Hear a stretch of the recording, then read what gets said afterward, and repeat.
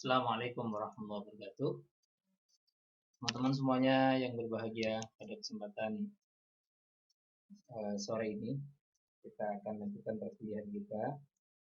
Mohon maaf, perkuliahan kita sementara menggunakan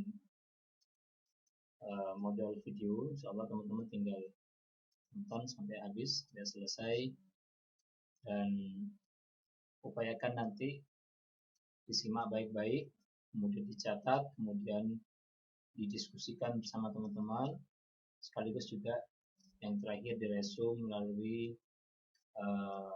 ruang chat atau ruang komen di link yang sudah tersedia di ruangnya masing-masing. Baik, teman-teman semua, pada kesempatan sore ini Pak Zen ingin mengupas tentang bagaimana urgensi agama bagi manusia. Ya. Pertanyaan yang muncul pertama kali adalah apakah manusia itu perlu agama? Dan mengapa manusia butuh beragama? Atau kenapa manusia butuh beragama? Ini pertanyaan yang sangat mendasar ya. Pertanyaan yang sangat mendasar karena kalau di negara kita agama cenderung menjadi satu kebutuhan ya. Justru menjadi aneh ketika ada orang yang tidak beragama. Tapi di negara lain agama justru menjadi satu hal yang tidak terlalu sakral, malah mereka secara terbuka mengatakan tidak beragama. Nah, disinilah kemudian pentingnya kita memahami tentang bagaimana agama itu menjadi penting, agama itu menjadi sangat urgent untuk dijadikan sebagai acuan di dalam menjalani seluruh dimensi kehidupan manusia. Ya, pertanyaan yang muncul, apa yang dikatakan agama? Apa itu agama? Kemudian apa bedanya antara agama dan keberagamaan? Benarkah semua agama itu sama? Dan apakah agama itu dibutuhkan manusia dalam kehidupannya? Lalu mengapa butuh? Pertanyaan-pertanyaan ini menjadi satu gambaran tentang bagaimana urgensitas agama di dalam kehidupan umat manusia. Kemudian, apa itu agama? Ya, secara etimologi, agama yakni berasal dari dua suku kata a. A itu the way, ya. Kemudian gama, tubuh, ya. Jalan untuk pergi. Kalau kita terjemahkan begitu. A itu the way, kemudian gama itu tubuh, jalan untuk pergi. Dalam bahasa Sanskerta, A itu berarti tidak, kemudian gama itu kacau. Jadi agama itu bermakna tidak kacau. Atau kalau kita kembali kepada pemaknaan dari bahasa Inggris ini, jalan untuk mencapai keridhaan Tuhan. Jadi pemaknaan dari jalan untuk pergi itu yakni jalan untuk mencapai keridhaan Tuhan. Syariah di situ di dalam sebuah agama ada syariah, ada sabil, ada surat. Itu tiga kata ini memiliki pemaknaan yang sama. Syariah itu jalan, sabil itu jalan, surat itu jalan. Jalan hidup, atau lebih mudah kita menyebutnya dengan way of life.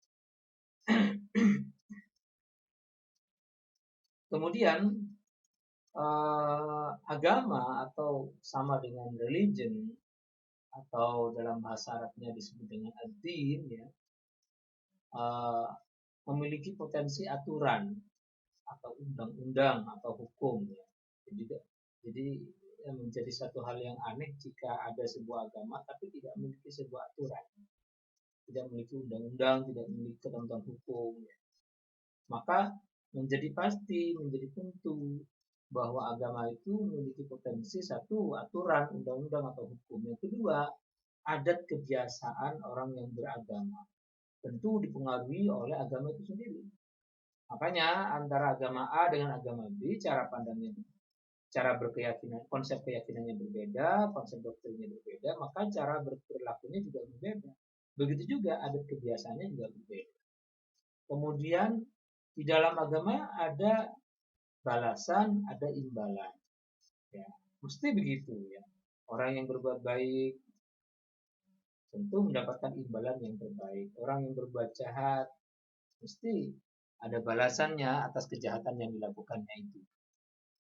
Ada potensi yang ketiga itu, ya, ini dalamnya ada potensi balasan dan imbalan. Kemudian di dalamnya ada nilai kepatuhan di dalam agama. Ya, ada nilai kepatuhan. Ini semua agama mendorong dan menyerukan kepada penganutnya untuk patuh dalam menjalankan ajaran-ajarannya. Kemudian yang keempat, ya, ada hutang, ya. Hutang dalam arti bahwa setiap ketentuan yang dijalankan secara tidak benar, maka baginya, ya, setiap ketentuan itu kan bersifat mutlak untuk dikerjakan. Walaupun tergantung apakah sifatnya perintah, apakah sifatnya larangan, ya.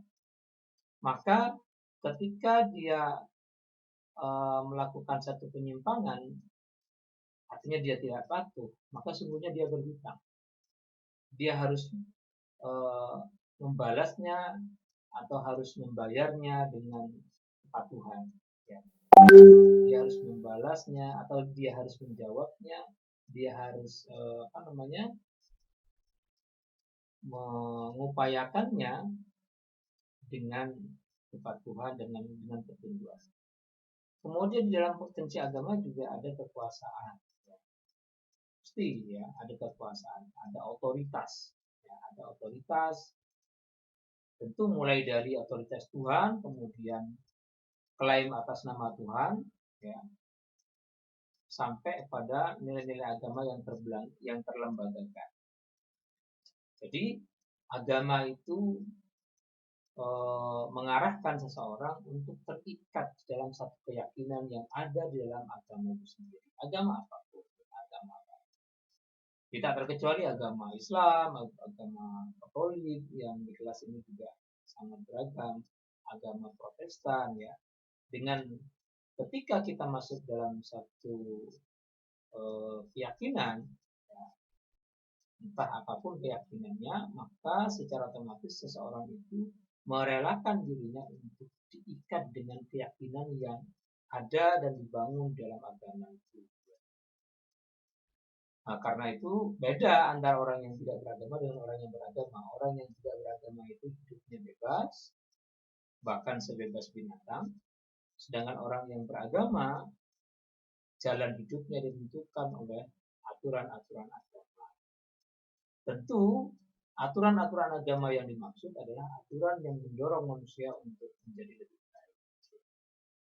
Nah, dalam agama mesti mengenal batas, mengenal ketentuan. Yang namanya cara hidup yang benar, ya bagaimana agama mengatur secara benar. Sehingga siapapun yang menganut, siapapun yang mengikuti ketentuan agama dengan benar, dengan baik, maka ketentuan itu akan mampu mengubah orang itu menjadi diri yang lebih baik lagi. Kemudian inti atau hakikat dari satu agama, yakni aturan-aturan yang mengikat dan menguasai penganutnya dengan kewajiban-kewajiban yang menjadi hutang baginya. Itu ada kata hutang tadi di awal, ya. Jadi hakikat dari suatu agama yakni aturan yang mengikat, ya, dan menguasai penganutnya dengan kewajiban-kewajiban yang menjadi hutang baginya. Yang namanya wajib tentu tidak boleh tidak harus dikerjakan. Maka ketika dia tidak mengerjakannya, dalam artian dia tidak mematuhinya, maka itu menjadi hutang yang akhirnya dia harus membayarnya. Jadi hutang itu, ya, tentu harus dibayar. Jadi dalam hal ini hakikat dari suatu agama, aturan-aturan yang mengikat, ya, aturan-aturan yang mengikat dengan sangat kuat ya. Ini berkaitan dengan persoalan